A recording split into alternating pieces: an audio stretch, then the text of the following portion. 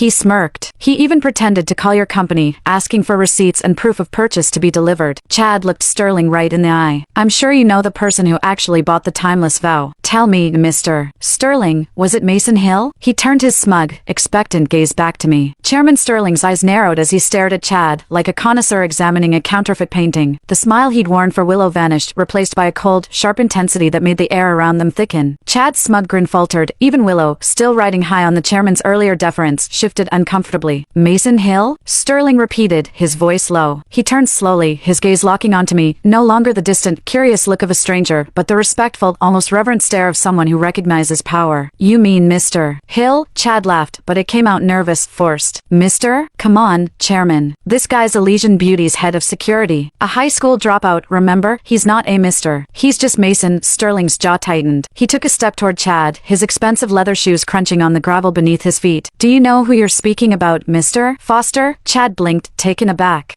He's the security guard. He even said it himself. He's just honoring a promise to Willow's grandpa. Honoring a promise? Sterling scoffed. You think Mr. Hill took a job as a security guard because he needed it? You think he gave Ms. Donovan that watch's a cheap replica? He turned to the crowd, his voice rising so everyone could hear. That watch, the Timeless Vow, was sold at our Geneva auction last year, to a private buyer who paid $25 million in cash. Do you know who that buyer was? Willow's breath hitched. She stared at me, her eyes wide with something like panic. Chad's face had gone pale. He no longer looked like the triumphant suitor, just a boy who'd stumbled into a room he didn't belong in. Sterling pointed directly at me. It was Mr. Hill. Mason Hill is the sole owner of the Timeless Vow. And let me be clear, there are no replicas. That watch is one of a kind, crafted by our master watchmaker over 3 years. Every part, every gear, every diamond, unique. There is no other like it in the world, the crowd gasped. A murmur rippled through them, people turning to each other, eyes darting between me and the horrified faces of Willow and Chad. One colleague, who'd jeered at me earlier about being a glorified guard dog, stumbled back, nearly spilling his champagne. Chad's voice cracked. That's impossible. He's wearing a $20 t-shirt and jeans. He can't afford a $25 million